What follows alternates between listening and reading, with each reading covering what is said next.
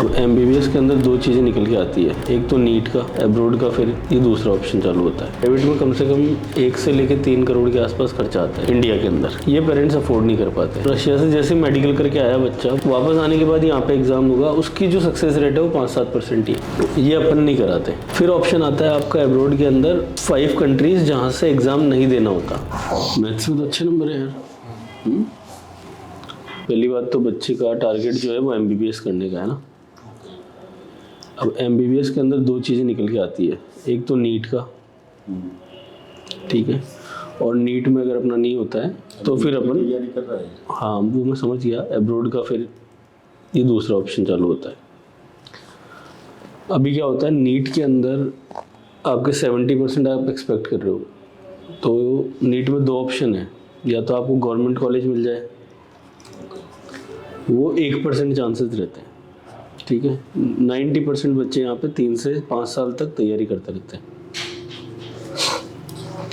जो होता है वो 1% का ही होता है, तो वो या तो जैसे 95-98% वाला बच्चा है, और या फिर अपना कोई एक्स्ट्रा टैलेंट जो है ना बस वो ही कर पाता है। अब क्या होता है कि अपन इस भरोसे बैठे कि अपना बच्चा भी एक्स्ट्रा टैलेंटेड हो जाए, तो उसमें काफ़ी बच्चे को स्ट्रेस आ जाता है।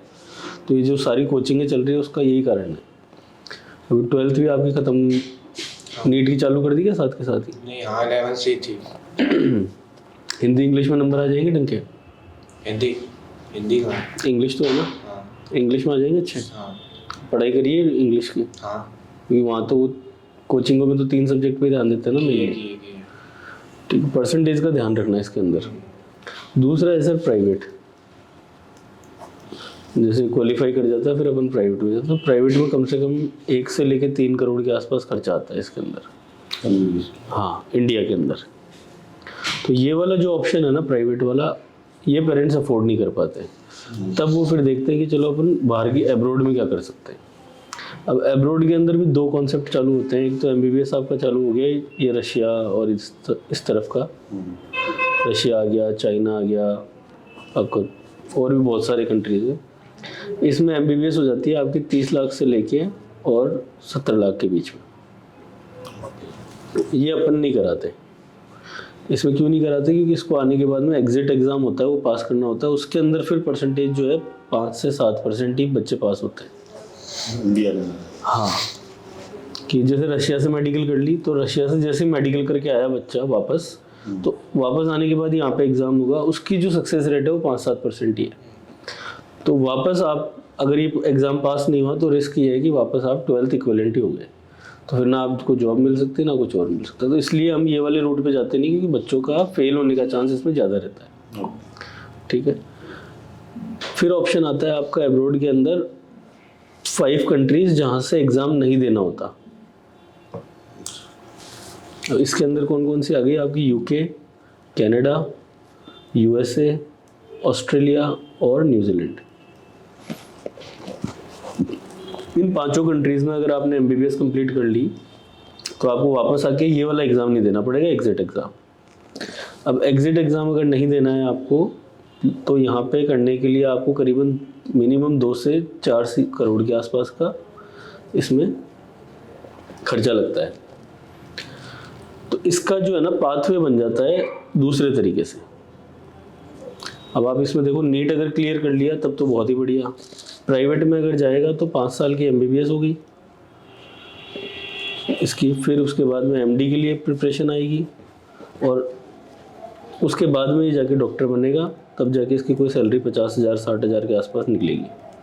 तो यहाँ पे इसके करीबन 10 से 12 साल ख़त्म हो जाएंगे।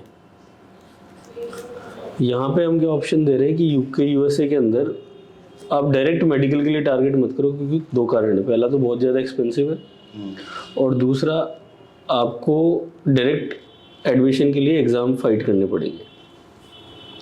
तो यहाँ पे आप बीएससी करके डिग्रीज चालू होती हैं, जिसके अंदर आपका बायोमेडिकल आ गया, ठीक है। बायोमेडिकल के अलावा नर्सिंग आ गया, नर्सिंग के अलावा पैरामेडिक्स आ गया,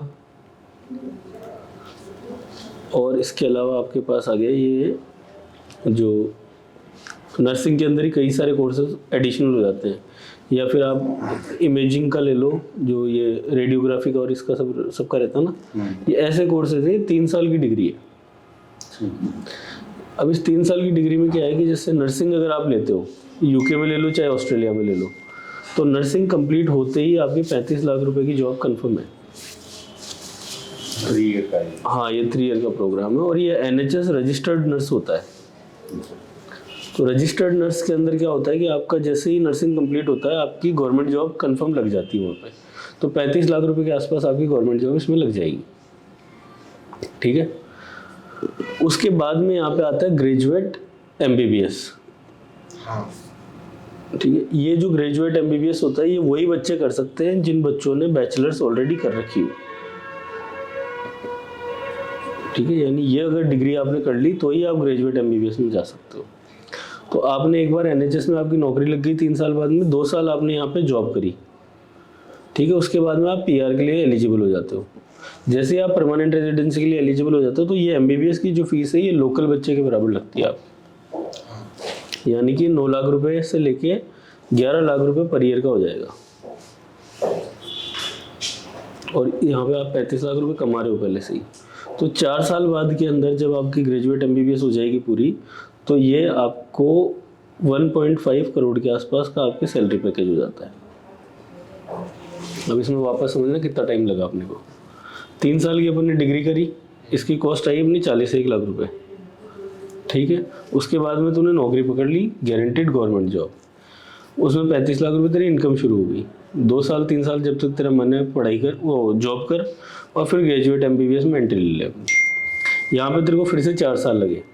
4 साल के बाद में तो यहाँ पहुँचेगा। तो 4 और 3 7 और 2 साल का वर्क एक्सपीरियंस कितना हो गया? 9 साल। यहाँ पे अगर तू करेगा भी तो भी 10 साल तो वैसे ही लग रहे हैं और अपन ने 1 रुपया कमाया नहीं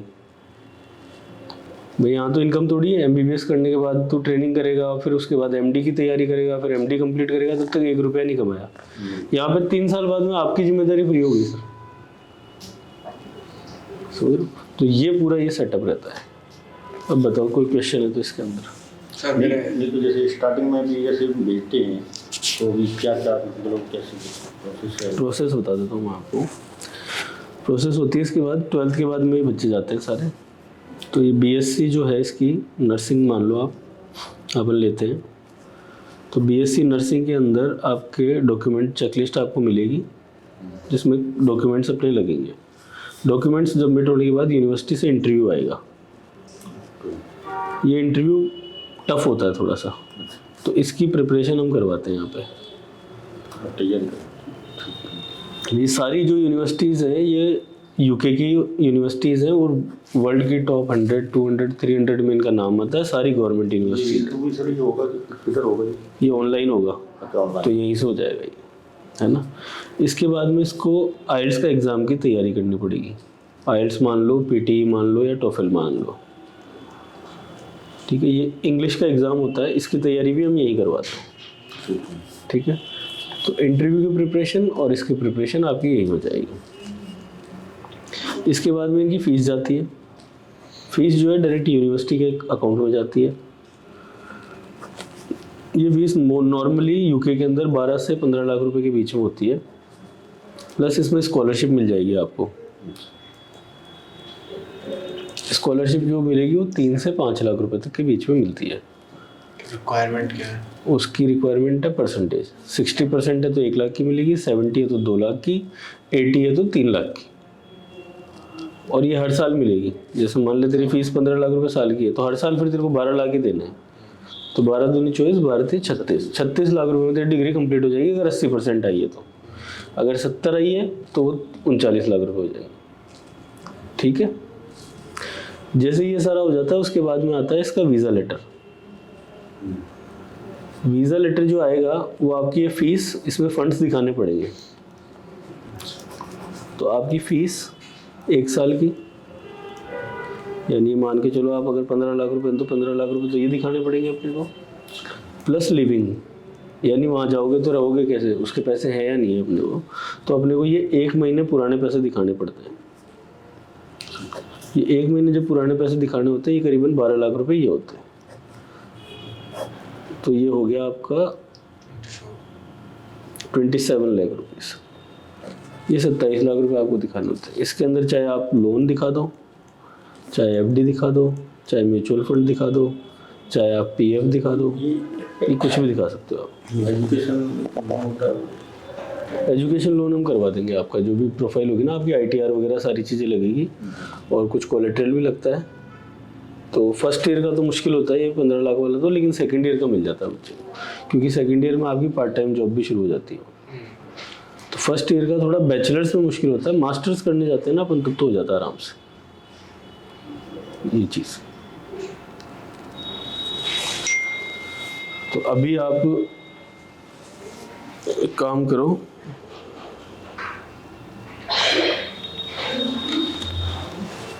एक तो आपके डॉक्यूमेंट्स जो हैं वो भिजवा दो, बाकी 12th चल रही है ना अभी आपकी, तो 12th पे फोकस करो, रजिस्ट्रेशन आप अपना करा लो, ठीक है। फिर हेमा मैम है वो आपसे कनेक्ट में रहेंगी, वो सारे आपके डॉक्यूमेंट्स वगैरह तैयार करवा देंगे, इंटरव्यू की तैयारी और आइल्स की तैयारी। तो ये 2 चीज़ें तो स्टार्ट करो आप।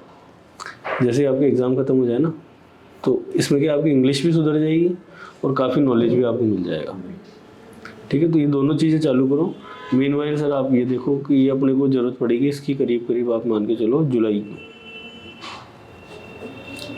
जुलाई से भेजी जाती है, बच्चा जाएगा सितंबर में, सितंबर 23 को क्लास स्टार्ट हो जाएगी। लेकिन ये प्रोसेस जो है वो 4-5 महीने की प्रोसेस है।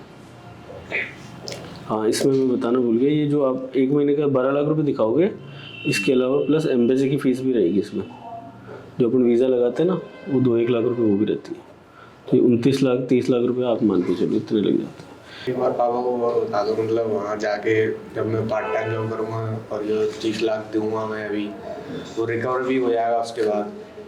तेरा देख, पहले साल का ये मान लो 15 लाख रुपए आपकी, ये तो रिकवर पहले साल में होंगे नहीं, और 5-6 लाख रुपए आप और मान के चलो, तो 20-22 लाख रुपए पहले साल में आपका खर्चा आएगा। अगले साल आपका फीस का खर्चा आएगा, उसके बाद में ये खर्चा खुद का निकाल लेगा रहने खाने का। तीसरे साल में हो सकता है आपको फीस देनी पड़े, हो सकता है ये सैंडविच ईयर ले ले, यानी 1 साल का वर्क परमिट ले ले। तो कुल मिला के आप ये मानो 30-35 लाख रुपए तो अपने को चाहिए ही चाहिए, क्योंकि अपन पूरी उम्मीद से ही भेज दें कि ये कर लेगा, वो कर ले वो तो बोनस है, पर अपने को 40 लाख रुपए तो कम से कम व्यवस्था रखनी है। नहीं तो क्या, वहाँ जाके अगर पैसे कम पड़ते हैं ना, तो फिर तेरी पढ़ाई में दिमाग नहीं लगेगा और डिग्री पास नहीं होगी तो फिर कुछ नहीं होने वाला। सबसे इम्पोर्टेंट काम है कि अपने को डिग्री तो कंप्लीट करनी है यूके में जाके। अब इतने पैसे लगा दे तू 4 लाख रुपए बचाने के चक्कर में डिग्री खराब कर दे, उसका क्या फ़ायदा। वहाँ रहने खाने का खर्चा मतलब क्या कैसे मान के चलो आप 70-80 हज़ार रुपये महीने के लगते हैं। हाँ, लेकिन जैसे ही इसकी डिग्री कंप्लीट हुई ना, वो से समझो ना सर, आप 3 साल आपने मान लो 50 लाख रुपए डाल भी दिए इसके, चौथे साल में इसकी NHS के अंदर 14,000 वैकेंसीज हैं भी, और 35 लाख रुपए स्टार्टिंग सैलरी है ईयर। तो आपका जो इन्वेस्टमेंट है वो 2 साल में वापस हो जाएगा आपको। तो रिटर्न ऑन इन्वेस्टमेंट बहुत अच्छा है इसके अंदर। और बच्चा इंग्लैंड में पढ़ रहा है, इंग्लैंड में रह रहा है, कितना कुछ सीख जाएगा, कितना आगे बढ़ जाएगा, पूरी फैमिली चेंज हो जाती है पीछे। सर एक बार इटली का होगा, इटली का फिर अलग है। तो ये तो क्लियर हो ही गया आपको, ठीक है। इटली के अंदर क्या है कि इटली गवर्नमेंट जो है ना, वो लोकल बच्चों से भी उतनी फीस ले रही है और इंटरनेशनल से भी उतनी ही ले रही है। तो एजुकेशन जो है वो लगभग अपनी फ्री हो जाती है। तो इसके अंदर क्या होता है कि आपके जैसे मान लो आपने बीएससी के अंदर ही आपने एडमिशन लेने की कोशिश करी, 3 साल की है, तो 3 साल की जो फीस आएगी ना आपकी, वो फीस आएगी करीबन 1 से 3 लाख रुपए पर ईयर। और शो मनी जो मैंने बताया ना आपको, अकाउंट में जो दिखाना पड़ेगा आपको, वो अकाउंट में दिखाने वाला अमाउंट है इसमें करीबन 12 लाख रुपए के आसपास। ये आपके खाते में ही रखना है, लेकिन आपको दिखाने पड़ेंगे आपके अकाउंट में। ये इटली का गेम है। सेम कोर्सेज है, सेम पढ़ाई है, सेम इंग्लिश मीडियम में होता है सब कुछ। वहाँ की डिग्री में कोई ऐसा डिफरेंस नहीं कोई सर एक डाउट है सर मेरे को ना, जैसे इटली मैंने एमबीबीएस की, वो नर्सिंग की, हाँ मेरे को यूके में ट्रांसफर मिल जाएगा, कोई दिक्कत नहीं। नहीं कुछ नहीं, आराम से मिल जाएगा। लेकिन यूके में एमबीबीएस में तुम्हें फीस बराबर देनी पड़ेगी, फिर इंटरनेशनल जो फीस है वो 40 लाख रुपए हो जाएगी, फिर वो वाली नहीं होगी। अच्छा, लेकिन इटली में ही तुम एमबीबीएस कर सकते हो। फिर उसकी वो क्या होगा, मतलब फिर इटली में डॉक्टर बनोगे, यहाँ पे प्रैक्टिस नहीं कर सकते, यहाँ पे आगे फिर एग्जिट एग्ज़ाम देना पड़ेगा। इसीलिए यूके है, इटली है। ये यूरोप का पार्ट हो गया। हालांकि तेरे रशिया और इनसे तो बहुत अच्छी है, लेकिन यूरोप के अंदर तुम एग्ज़ाम ज़रूर देना पड़ेगा वापस आके। मैंने जैसे बीएससी नर्सिंग इटली से की, मैं यूके में आ गया, फिर मैंने एमबीबीएस 40 लाख दे के कर ली, उसके बाद कोई दिक्कत? यूके में एमबीबीएस आप तभी कर सकते हो फिर जब आप इटली के अंदर पहले सेटल हो गए, आपने पैसे कमा लिए, सब कुछ हो गया, उसके बाद एमबीबीएस करने जा सकते हो। और उसके बाद भी आपको इंटरनेशनल फीस लगेगी। तो अभी अपना बजट कितना है? लोन ही लेना। लोन ही है ना मेन तो। हाँ, तो लोन से तो फर्स्ट ईयर तो आप इटली में ही देखो फिर। इटली क्योंकि यूके का डायरेक्टली हो नहीं पाएगा सर। और भी बच्चे हैं तो खर्चे तो है ही। हाँ, तो फिर आप इटली देखो, और इटली के अंदर फिर तुम बीएससी के कोर्स देखो। ये जो अमाउंट है ना शो मनी वाला, ये वाला आप डाल लो जुलाई के आसपास।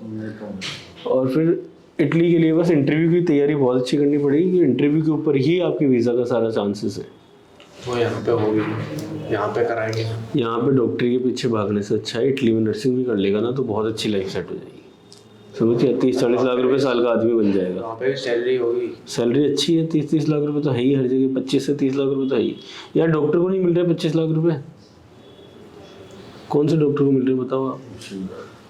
तो यहाँ गवर्नमेंट में लगता है 30-35 हज़ार रुपये सैलरी मिलती है एमबीबीएस करने के बाद में। ये इटली में जैसे 3 साल का ये कोर्स किया नर्सिंग वाला, हाँ, तो उसके बाद फिर ईक्यू वगैरह वो ये फिर अपने आप देख लेगा आपकी एडिट नहीं है। इसमें क्या 3 साल की नर्सिंग कर ली, 2-3 साल बढ़िया जॉब कर, थोड़ा पासपोर्ट वगैरह तेरे को मिल गया, तो फिर ईयू की फीस कम है यूरोपियन यूनियन की। समझ गया? पहले सेटल होने का देखना कि वहाँ पे कैसे सेटल हो सकते हैं। बहुत बच्चे जा रहे हैं इटली, तो इटली में खूब अपॉर्चुनिटी है, बिजनेस भी है, नर्सिंग भी है, बहुत सारी चीज़ें। अभी तो तू 12th में आया है, अभी से क्यों टेंशन ले रहा है कि मैं कमा पाऊंगा या नहीं? अभी तो ये देख कि क्या क्या एक्सपीरियंस कर सकता हूँ। सर मेरे को बाहर जाना है। हाँ, तो बाहर भेज रहे हैं ना तेरे को, इटली का करो आप, और इसकी प्रोसेस स्टार्ट करो। इसकी बहुत लंबी प्रोसेस है, इसमें एचआरडी, अपोस्टाइल, लखनऊ जाना पड़ेगा 2-3 बार, 2-3 बार दिल्ली जाना पड़ेगा, इसका घुमाव बहुत है। और इंग्लिश की पूरी तैयारी चालू कर अच्छे से, आइल्स की मतलब एकदम इंग्लिश बहुत अच्छी हो जानी चाहिए। वही बोला उन्होंने, बिना इंग्लिश के इंटरव्यू दिए, बिना इंटरव्यू के, तो इंटरव्यू अगर फेल हो गया तो अपनी पूरी मेहनत खराब हो जाएगी 6 महीने के ध्यान रखना। तो इंटरव्यू की तैयारी बहुत अच्छे से करनी है, और इंग्लिश पे बहुत अच्छी कमांड करनी पड़ेगी। मतलब वहाँ ऑफिसर के सामने जाए ना तो ऐसा लगना चाहिए कि हाँ भाई मैं तो तुम पे एहसान कर रहा हूँ आके, ऐसे नहीं कि हाँ डरा हुआ है, नर्वस है।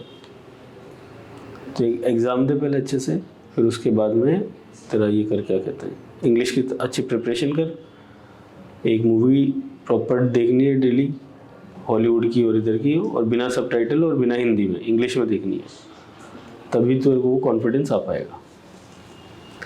ठीक है? और कोई क्वेश्चन आप? ठीक है, ये ले लो आप, ये डॉक्यूमेंट्स वगैरह स्कैन करा लेना, और अपना रजिस्ट्रेशन करके प्रोसेस स्टार्ट कराओ एक बार।